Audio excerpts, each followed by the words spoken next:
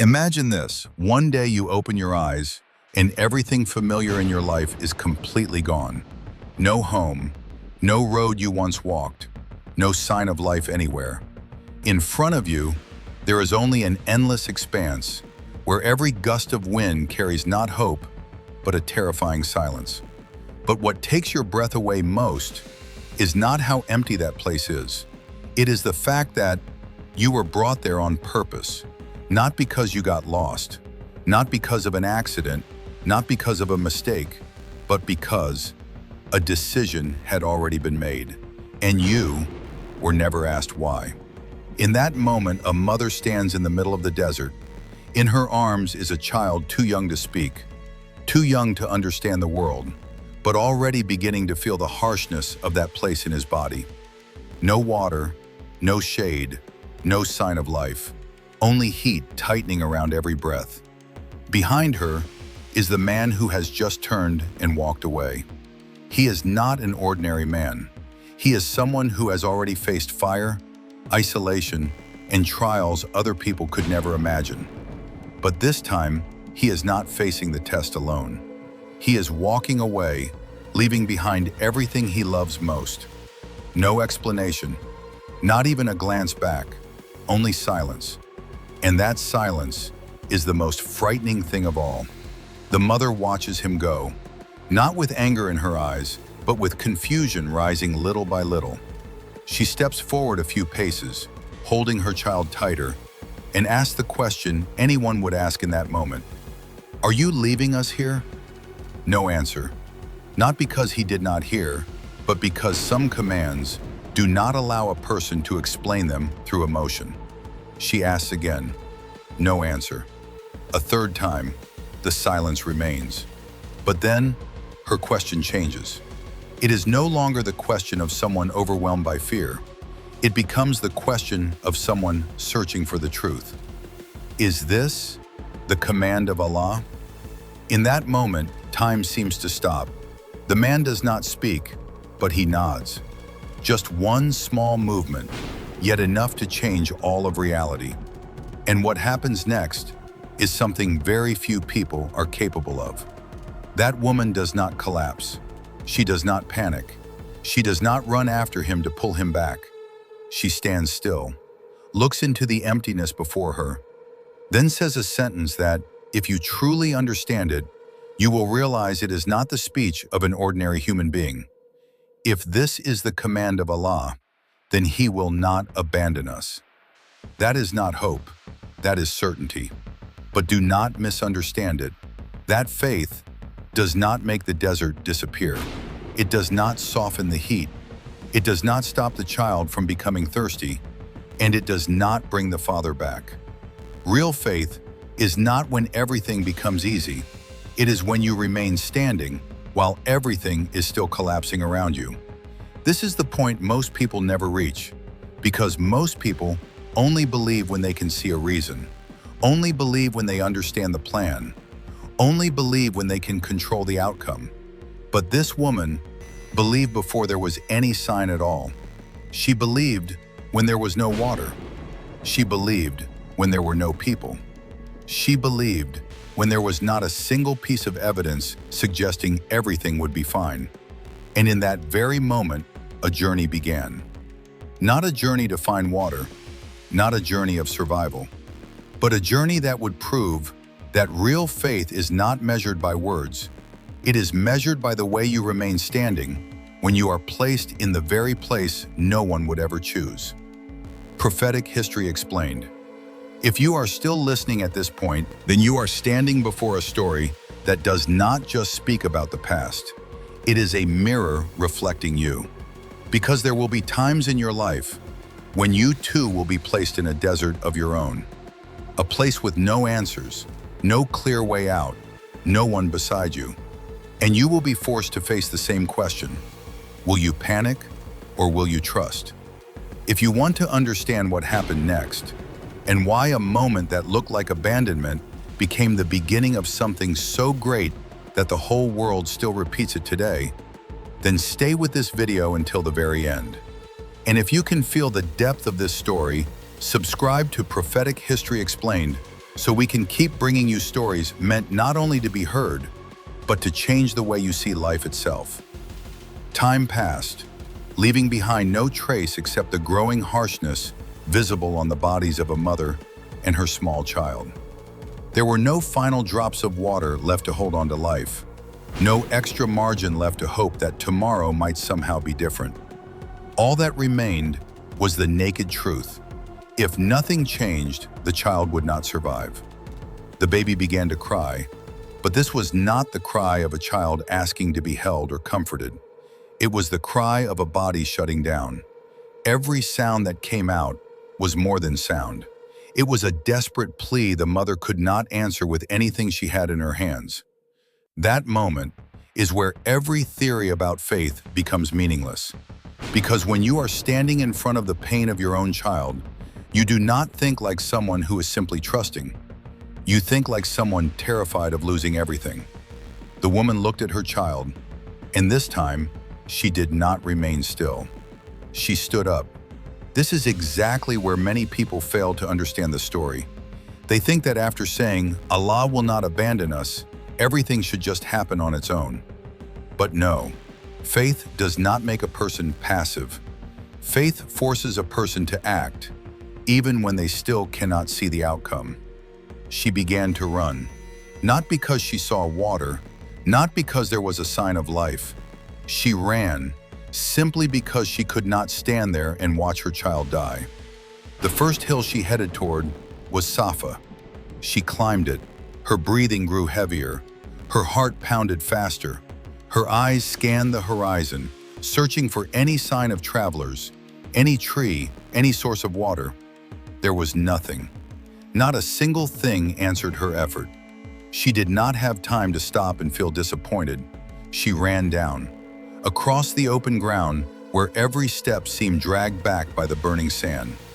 Then she climbed the second hill, Marwa. She looked again, hoped again, and again, nothing. An ordinary person might have stopped there, not because they did not want to continue, but because they would have had no reason left. But this woman did not stop. She went back to Safa, a second time, a third time. With every climb, hope weakened a little. With every look into the distance, reality became clearer. No one was coming. Nothing was changing. No miracle was appearing.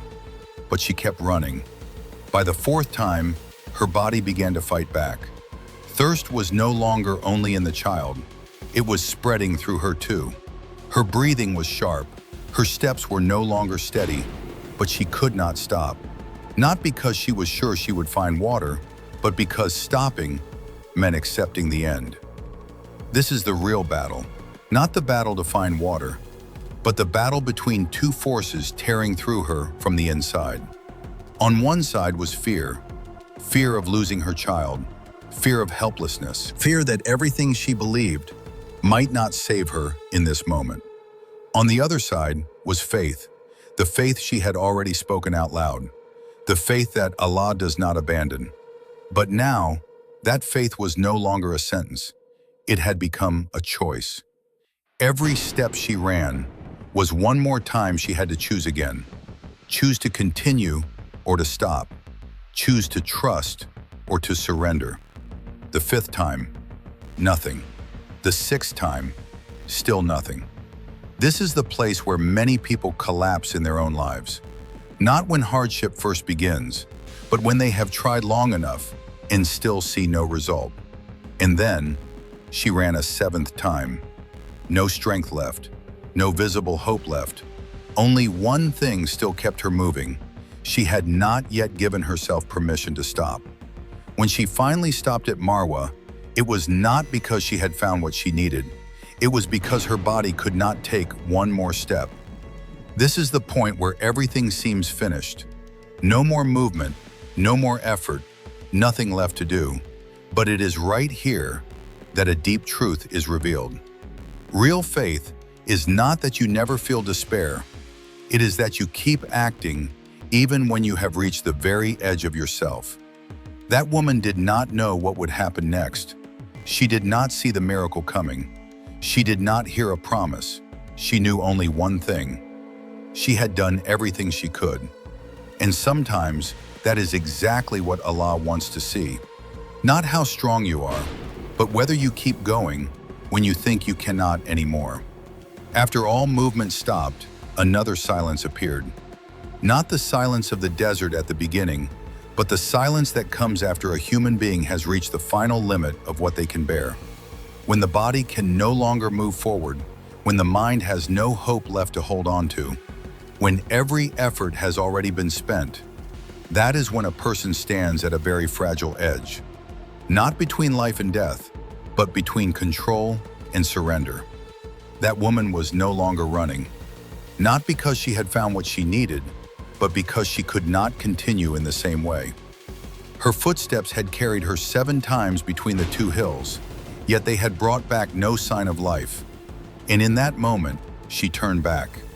Not back to a solution, but back to the child. This is the detail many people miss. When every search outward fails, a person is forced to return to what is closest to them. Not because they know the answer is there, but because there is nowhere else left to go. The child lay there, silent, unaware. But every small movement was the clearest sign of exhaustion. No longer the strong cries from before, only weak motions now, as if life itself were slowly draining away. And then, something happened. No warning, no change in the sky, no loud sound. Just a very small moment, but one that changed all of history. From the very place no one was paying attention to, from the child's position itself, the ground began to respond. Water burst forth, not from Safa, not from Marwa, not from the place where the mother had spent all her strength searching, but from the place she had never searched. This goes completely against human logic. We are taught that if we want something, we have to go in the right direction, search in the right place. But in this story, what the mother needed was not at the place she ran to 7 times. It was right beside her. It just had not been opened yet. When the water first appeared, the mother's reaction was not to stand still and stare. She rushed toward it, not with wonder, but with a different fear, the fear that it might disappear. She began gathering the water with her hands, trying to keep it in one place, trying to control what had suddenly appeared before her. Zamzam, Zamzam, stay, do not run away. This was not just instinct, it reflected something deeply human. When what we have prayed for finally appears, we do not only want to receive it, we want to hold it. We want to make sure it will not disappear like every hope before it. But that water did not disappear. It did not depend on whether she could hold it back. It did not exist because of her strength. It existed because it had been sent. And when something is sent by Allah, it does not come the way people expect, and it does not leave according to human fear. What is most profound here is not only that water appeared, it is when it appeared. Not when the mother first began running, not on the first, second, or third time, but after she had completed the whole journey and had nothing left. That changes everything about how we understand an answer from Allah. Many people think that if they do the right thing, the result should come immediately. But this story shows something else. There are prayers that are not answered when you first begin seeking. They are answered when you have proven that you will not stop. Not because you are sure you will succeed, but because you refuse to give up. And there is something even deeper. The mother ran 7 times, but she did not find water. That does not mean what she did was pointless. It means the journey was never about finding water. It was about transforming her. It was about taking her from a person who was hoping to a person who had become certain, from someone searching to someone ready to receive. Because sometimes the greatest thing Allah gives is not the solution itself. It is the transformation inside the person before the solution appears. That water did not just save a child. It marked the moment a human being reached the limit of herself and discovered that beyond that limit was not the end. but the intervention of the one she had trusted from the beginning. And from that moment on, nothing was ever the same again. No one could have imagined that, from a place once seen as the end of life, the first signs of a community would begin to appear. The water did not stop at saving one life. It created something the desert had never had before, a reason for people to stay. Caravans passing through that barren land began noticing something unusual. In a place where nothing should have existed, birds were circling overhead. To people who knew the desert, that was not a small detail. Birds do not circle for no reason. They circle where there is water.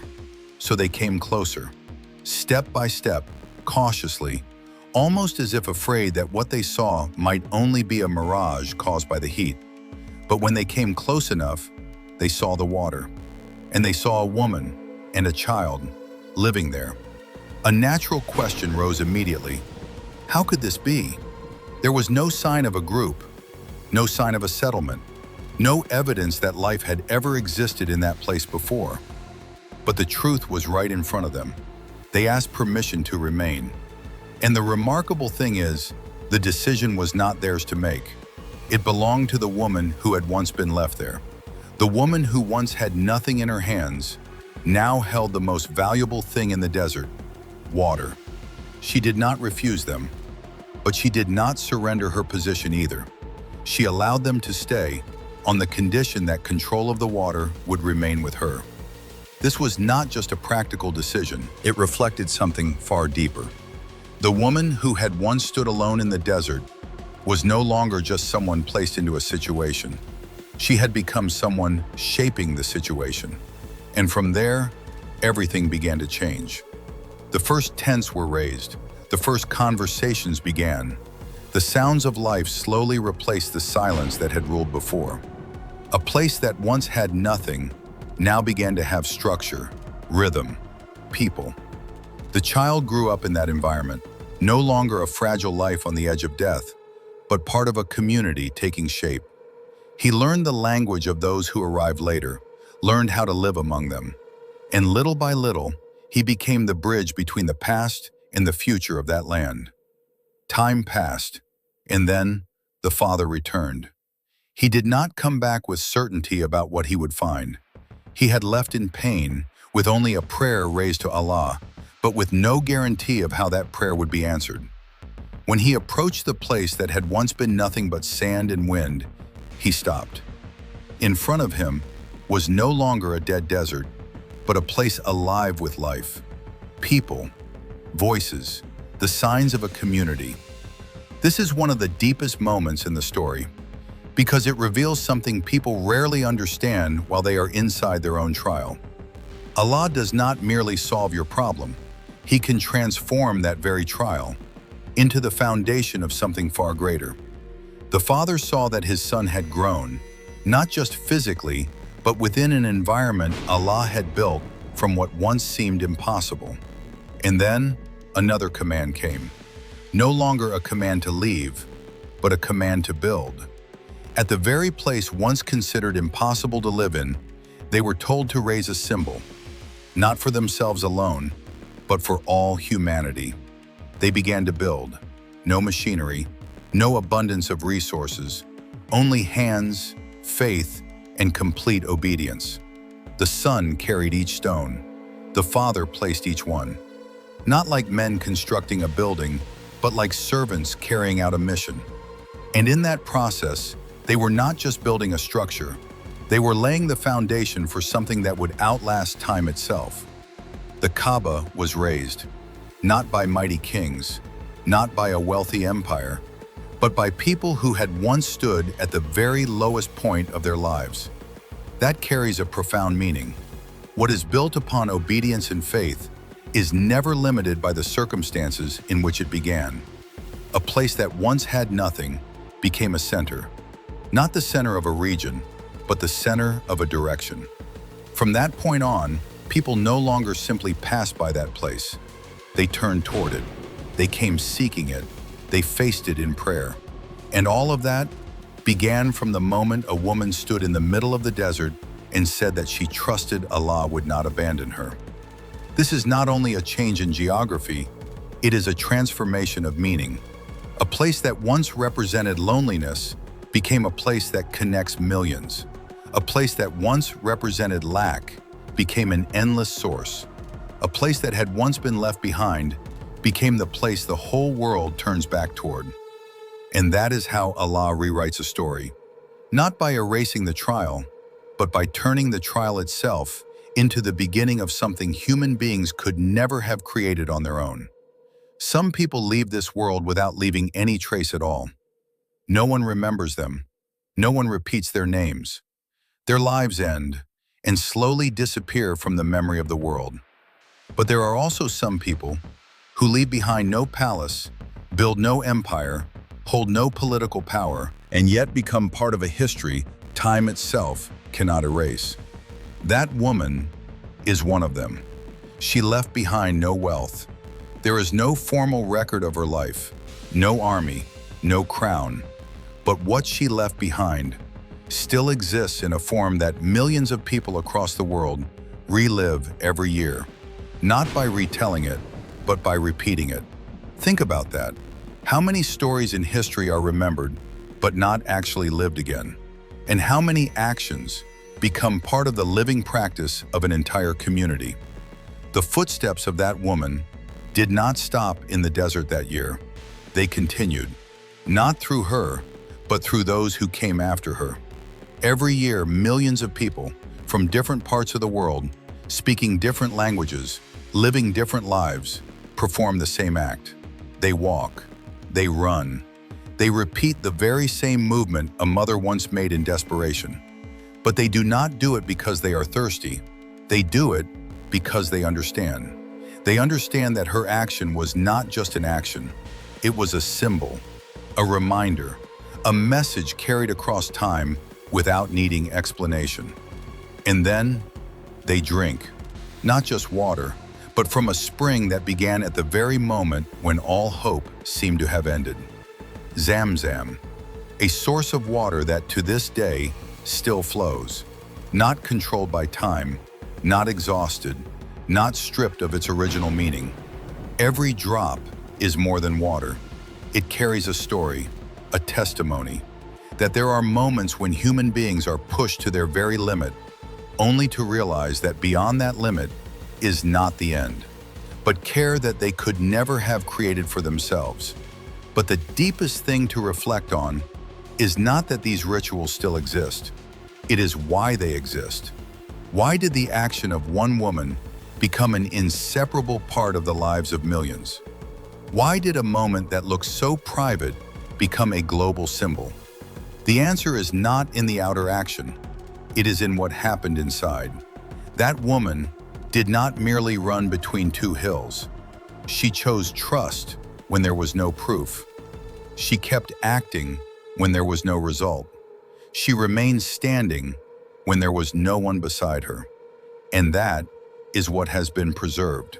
Not the footsteps themselves, but the meaning behind them. Not the water, but the reason the water appeared. That is why her story did not end when she died.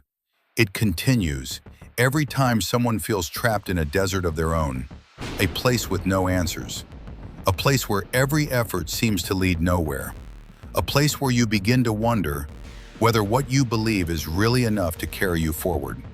In those moments, this story is no longer history. It becomes a mirror, because you realize you are not the first person to stand there. You are not the first person to feel that you have done everything and still see no result. And you are not the first person forced to make a choice. Not a choice between success and failure, but a choice between continuing to trust or letting go. Maybe you will not see your Zamzam immediately. Maybe it will not appear in the place you are searching. Maybe it will come in a way you never expected. But the most important question is not when it will come. It is whether you are still standing before it comes. Because this story has already proven one thing: Allah does not forget. Not a single prayer, not a single tear, not a single step taken in faith. And if there is one thing that woman left behind for this world, it is not a location, not a ritual, but certainty. That no matter where you are, no matter what you are going through, if you place your trust in Allah, you are never truly abandoned. There are stories not preserved so that we simply know them, but so that we can hold them up against our own lives. The story of Hajar is not just a sacred memory from history, but a living reminder that faith is not something spoken when life is easy. It is something chosen when there is nothing left to hold on to. When she was placed in a place with no answers, no signs of help, and no clear way out, she did not choose panic. She chose trust. And that choice opened the door to an outcome no one could have imagined. The deepest lesson is not the miracle of Zamzam itself, but the journey before the miracle appeared. Hajar acted with everything she had, ran until she reached the limit of herself, even though there was no evidence at all that anything would change. That reveals a principle many people in modern life have forgotten. You do not need to see the result before you act, but you do need to act before you are ready to receive the result. Faith does not replace effort. Faith gives effort meaning even before you can see its fruit. In life today, every person has a desert of their own. It may be a season of confusion, financial pressure, a broken relationship, or simply a deep emptiness no one else understands. And in those moments, the question is not, why is this happening to me? The real question is, how will I respond? Will you stop because you see no result? Or will you keep moving even when you do not know where the next step will lead? Learn from Hajar. Do everything you can, hold tightly to trust, and accept that the help of Allah does not arrive in the way you expect, but it always arrives at the moment you need it most. Do not rush to declare your story over while you are still in the middle of it, because what you are going through may not be the end at all. It may only be the preparation for something greater than you can see right now. If you want to continue exploring stories like this, stories that do not just help you understand history, but change the way you look at life, join the Prophetic History Explained community so we can keep learning and growing in faith together. And do not forget to subscribe to Prophetic History Explained so you can support us in bringing you even more meaningful content in the videos ahead.